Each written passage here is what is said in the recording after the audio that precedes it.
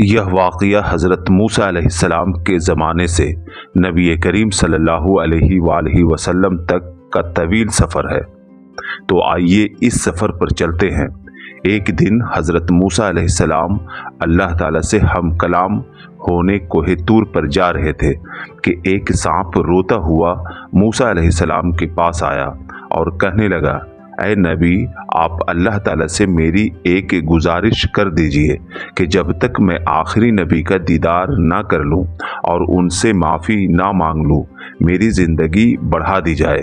یہ سن کر حضرت موسیٰ علیہ السلام کی آنکھوں میں آنسو آ گئے اور آپ علیہ السلام کوہ طور پر پہنچ کر اللہ تعالیٰ سے دعا فرمائی، اے پروردگار، آخری نبی کے آنے میں تو ابھی بہت وقت ہے اور یہ میرا ہارسہ سانپ آخری نبی کے دیدار کو تڑپ رہا ہے۔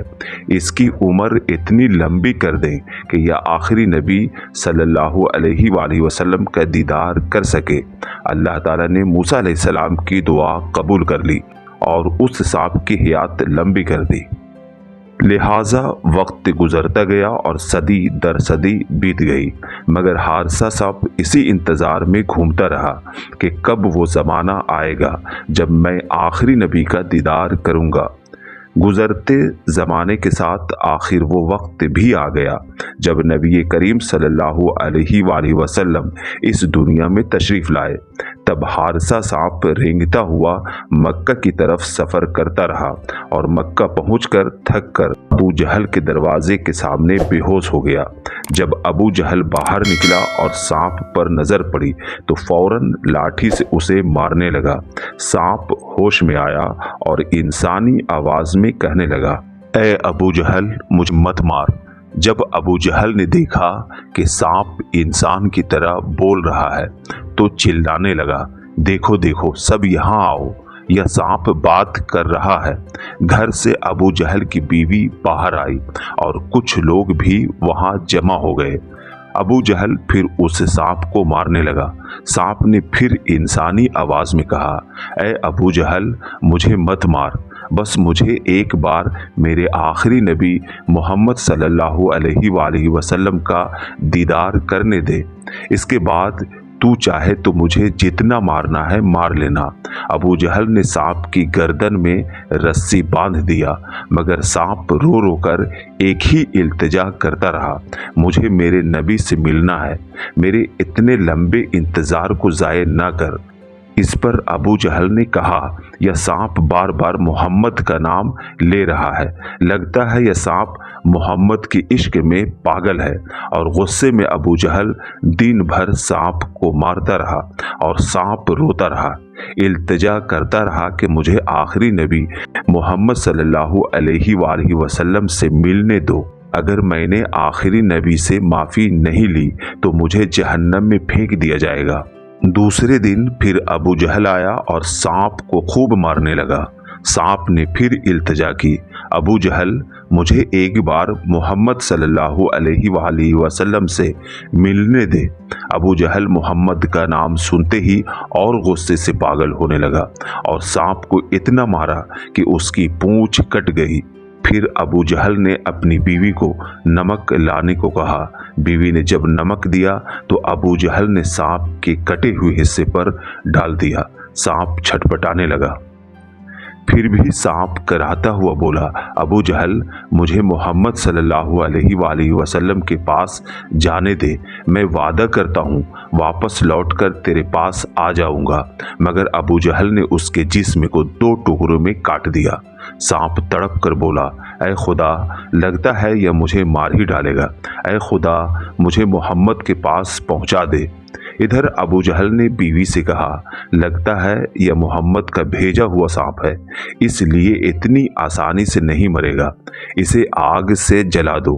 پھر ابو جہل نے سانپ کو آگ میں ڈال دیا۔ جب سانپ جل کر راکھ ہو گیا تو اس کی راکھ کو ایک ڈبے میں بند کر کے بولا، میں نے محمد کے جادو والے سانپ کو جلا دیا، اب میں محمد کے پاس جاؤں گا اور پوچھوں گا کہ اس برتن میں کیا ہے۔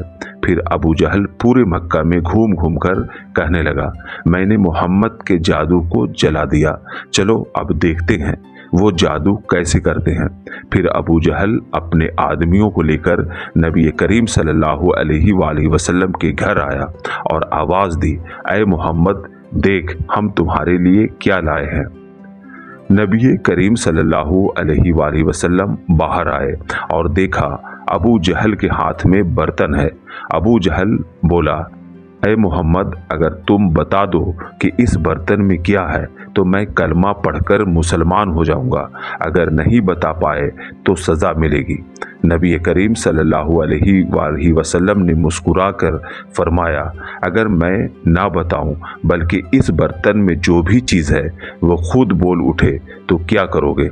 यह सुनकर अबू जहल हंसते हुए बोला, यह तो और भी अच्छा है अगर बर्तन के अंदर की चीज़ बोल दे, लेकिन यह चीज ना बोल सकी तो सजा मिलेगी।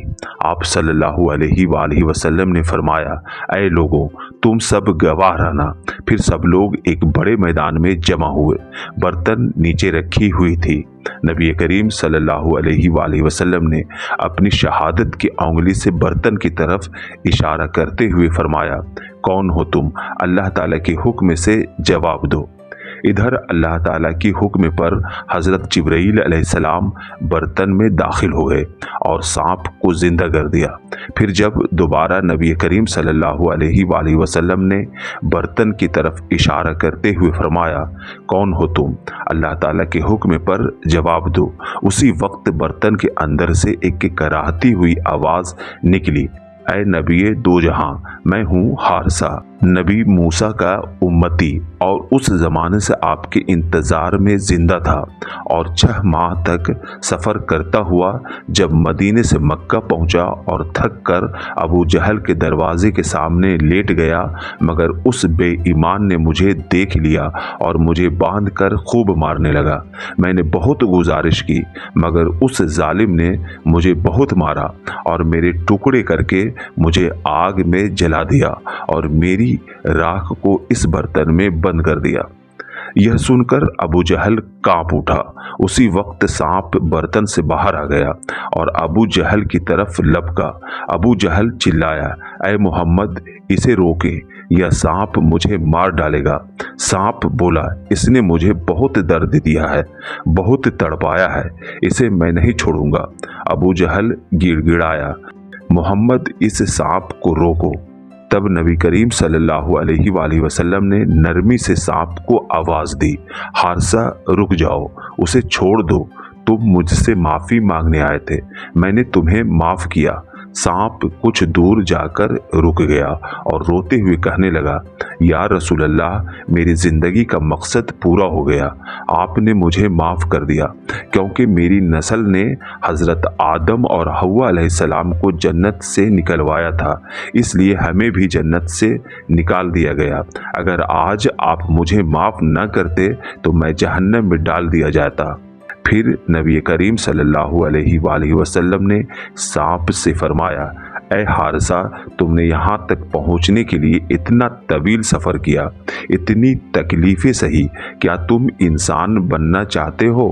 इस पर सांप ने कहा, आपने मुझे माफ़ कर दिया, इससे बढ़कर मेरे लिए क्या हो सकता है?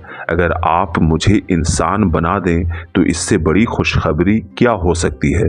फिर आप सल्लल्लाहु अलैहि वसल्लम ने अल्लाह ताला से दुआ फरमाई और सांप इंसान बन गया और उसने अपनी बाकी ज़िंदगी नबी करीम सल्लल्लाहु अलैहि वसल्लम की खिदमत में गुजार दी।